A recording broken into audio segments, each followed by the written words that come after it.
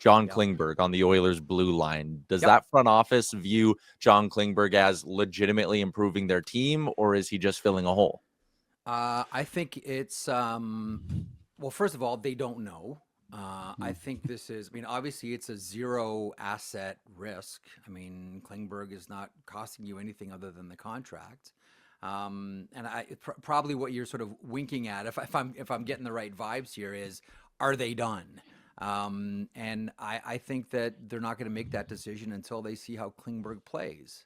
And we'll see him either Thursday against Detroit or Saturday against the Maple Leafs. I don't know if you guys have any more clear information on when he's actually going to start, but it's going to be one of those 2 days. And I think they're going to take a wait and see approach. Because if all of a sudden that turns into an area that they don't need to address, that they don't need to spend assets on and can look elsewhere, then they've got their problem solved relatively cheaply and also without sacrificing any assets as well. Essentially, what I'm saying is the Oilers are going to take a wait and see approach. Like they're not out there right now trying to bring in another high priced defenseman to help this blue line. They're going to see initially if Klingberg is healthy enough. I don't know if he's going to play every single game.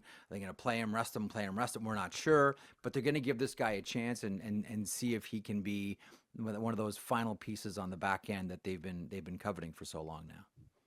Is there, I guess, outside of the blue line then, because that's been the talk and the focus since basically Yeah. the summer when they traded Cody Ceci and Philip Broberg left, is there anywhere else? Like, I mean, we have the debate, it feels like every second show, of do they need another goalie? Do they need to upgrade on Calvin Pickard? Is that somewhere you think they look, or is it toughness up front? Is it, maybe some top six help? Like they were hoping, I think, I coming into the year that Jeff Skinner would be some sort of a solution. He's not.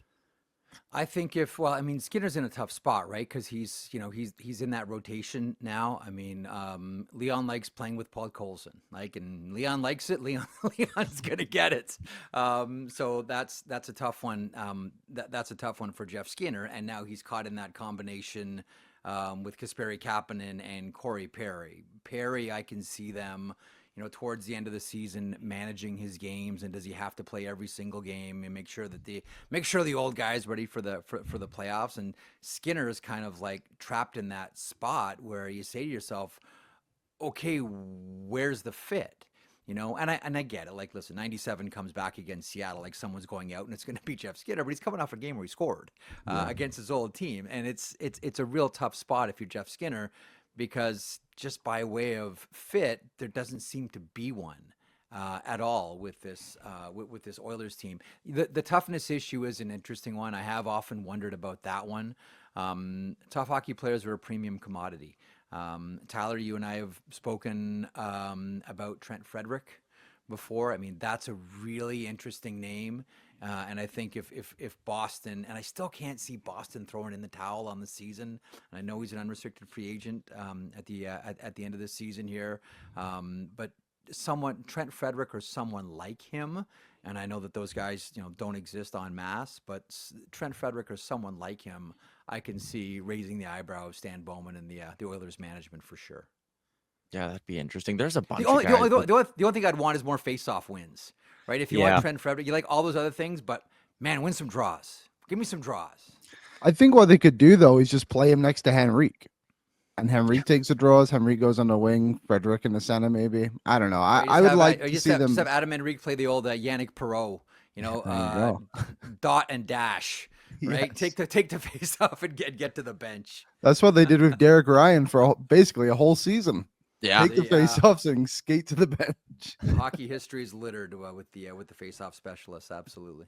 There is no team I want to blow it up more than the Boston Bruins. Like, there's a lot of pieces on there that I look at. I'm like, you'd be a great Oiler, and you'd be a great Oiler. Like, we talked about Frederick. I like Brazeau down lower in their lineup. Yeah. And, like, we keep talking about, like, okay, there's no rental defenseman that I think it makes sense for the Oilers to give up a first-round pick for. But if you can find that Ekholm-style fit where it costs you a first plus and maybe even a plus on top of that, like I'd take the shot because you can get term with it. Like, I'd want multiple runs with the player. I've talked about Mike Matheson, and then in Boston, like, my dream scenario, they have so much money on their blue line. If they want to do something dumb and trade like a Brandon Carlo, that would be like that Ekholm style move where it's like, I would give pretty much anything in the system and whatever first round picks they want. Like, to me, the only way the Oilers are doing the first round pick plus, which they've done the last 2 deadlines. Henrique for a first, Ekholm for a first. I'm only doing that if I can get a guy with term on him. Like, I want multiple runs with a good right shot defenseman.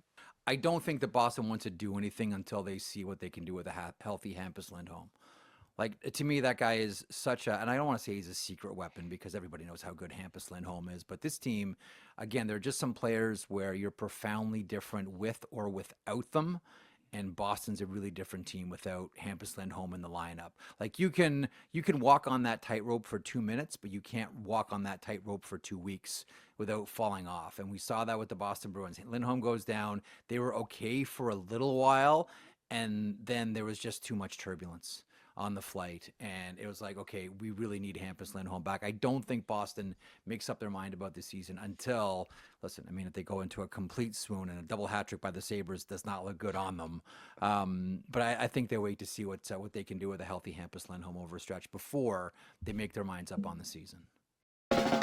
What's up, Nation citizens? If you like that video, then you need to be subscribed to the Oilers Nation YouTube. Podcasts, live shows, exclusive interviews, and analysis. Everything you need from your favorite voices at Oilers Nation. And you don't want to miss any of it, so hammer that subscribe button.